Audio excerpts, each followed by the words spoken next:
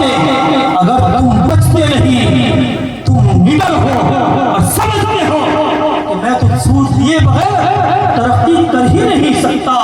ये मौलवी बक रहा है, इसकी बात हम नहीं सुनते। कुरान कहता है फ़इन लम तफ़अलू, बस अगर तुम बाज आए तो अल्लाह और उसके रसूल से जंग के लिए तैयार हो जाओ। ऐलान जंग है अल्लाह और उसके रसूल की जानिब से।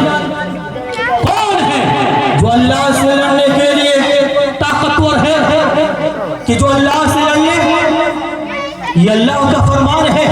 वो हराम रिस्क जब हम हमारे हलक से नीचे उतरता है और उसी रिस्क को हम अपनी औलाद के हलक से नीचे उतारते हैं, फिर यही औलाद जवान होकर बड़ी होकर शादी करती है।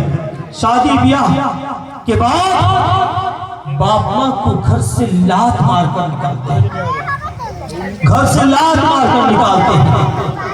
उनके दिलों में बापा की असमत नहीं होती, फिर उनके दिलों में कुरान की असमत नहीं होती, फिर उनके दिलों में अल्लाह की असमत नहीं होती।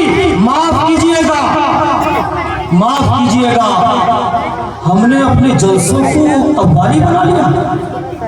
मत बुलाइएगा अगले साल से मुझे, बुलाइएगा तो बोलूंगा। कव्वाली बना लिया, कहाँ गई मुसलमानों की गैरत, कहाँ गई विचार के लोगों की गैरत? क्या ये हमारे पुरख देकर गए थे? क्या यही मौलाना अब्दुल गफ्फार साहब की कुर्बानी का नतीजा? क्या यही मौलाना इरफान साहब की कुर्बानी का नतीजा? क्या यही कुर्बानी मौलाना जाबिर साहब रहमतुल्लाह अलैह की कुर्बानी का नतीजा जो हमें और आप हदिये के तौर पर दे रहे हैं? ये तमाशा बना लिया आपने, कव्वाली बना लिया आपने। शायर इस्लाम मेरे भी अजीज हैं, आपके भी अजीज हैं, वो मेहमान है। और नबी अलैहिस्सलाम की शान में जब वो पढ़ रहे थे, खुदा की कसम, जब नवाज देवबंदी स्टेज पर अशआर पढ़ रहा था, नदीम फर्रुख निजामत कर रहा था, शायद रोक कर लोगों से उसने मुतालबा किया, इतने बेहतरीन अशआर पर ये लोग खामोश कैसे हैं? क्यों नहीं सुभान अल्लाह कहते? नवाज देवबंदी ने एक जुमला कहा था, एक जुमला कहा था। उसने कहा था कि मैं इनसे सुभान अल्लाह का मुतालबा नहीं करूंगा, इसलिए कि ये तो मोहम्मद अरबी की मोहब्बत में डूबे हुए लोग हैं। ये अशआर उनके दिल पे उतर रहे हैं। हमने तमाशा बनाया, नारेबाजी करके हमने तमाशा बनाया, बच्चों के हाथ में पैसे देकर।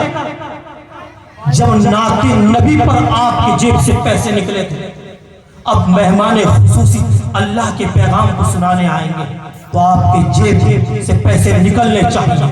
अगर नहीं निकलता है तो समझ लेना चाहिए कि आपको अल्लाह से मोहब्बत नहीं है, आपको ये ठुकरा है कि हम अल्लाह के रसूल से मोहब्बत करते हैं। ये मोहब्बत नहीं, आप अपने दिल को खुश करने के लिए कर रहे हैं।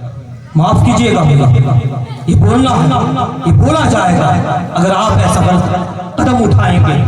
आप पिंझारपुर के माहौल को गंदा न करें और गंदा करने वाले लोगों को ये मौका न दीजिए, बिल्कुल भी ये मौका न दीजिए। हमारे बड़ों ने बड़ी कुर्बानियां दी हैं इस माहौल को संवारने में, इस माहौल को अच्छा बनाने में। अगर आपने अपने बड़ों की कुर्बानियों को फरामोश कर दिया, खुदा की कसम बहुत जल्द हमारी इन महफिलों में कव्वाली होने लगेगी, हमारी इन महफिलों में नाच और गाना होगा, वही तमाशा होगा जो गैरों के यहाँ होता है। बहरहाल मैं अर्ज कर रहा था, दो बातें, वक्त हो गया है। पहली बात कि हराम लुक्मे से बचो, तब जाकर ईमान बचेगा। माएँ और बहनें जो ग्रुप लोन में मुलविस हैं, उनसे इल्तिजा है, उनसे दरख्वास्त है कि वो तौबा ताइब कर लें और उससे बाज आ जाएं, उससे बाज आ जाएं। और जो रब्बी हजरात हैं उनसे गुजारिश है कि वो अपने घरों में रोक लगाएं, पाबंदी आयद करें कि हमारे घर में हराम लुक्मा नहीं आएगा, हराम रिज़्क़ नहीं आएगा। दूसरी बात, और जो सबसे अहम है वो है अपनी औलाद और अपनी नस्लों के ईमान को बचाना चाहते हैं तो इनकी तालीम का इंतजाम कीजिए, इनकी तालीम का इंतजाम कीजिए।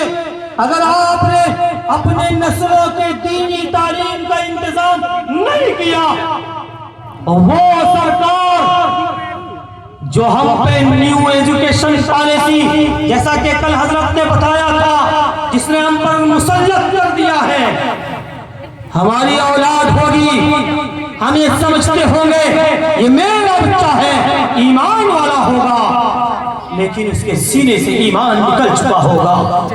वो लोग जो अपने औलाद को कॉन्वेंट भेजते हैं कोई जाकर जायजा ले कि उस कॉन्वेंट में क्या तालीम होती है, कहीं ऐसा तो नहीं प्रार्थना के नाम पर उन्हें वंदे भारत वंदे मातरम सिखाया जाता हो, उन्हें मिशनरी अल्फाज सिखाए जाते हो,